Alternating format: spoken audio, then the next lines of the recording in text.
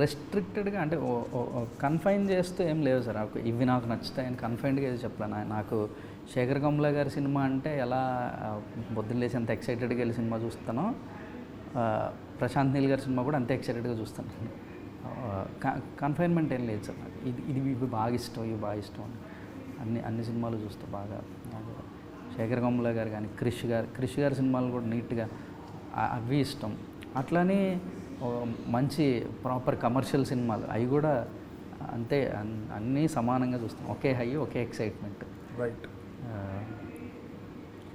What kind of person are you అనేది డైరెక్షన్లో కూడా రిఫ్లెక్ట్ అవుతుంటుంది, your personal taste.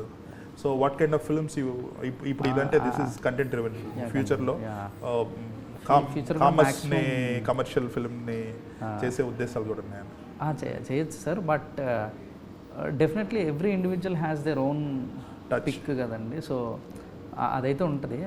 I feel more true and more real. ఏదైనా కొంచెం ఒరిజినల్గా ప్రజెంట్ చేద్దాం అనేది అయితే ఉంటుంది బాగా. సో ఆ కామర్స్లోకి ఎంటర్ అయినా లెట్ ఇట్ బి ఒరిజినల్ అని ఫీల్ అవుతాను.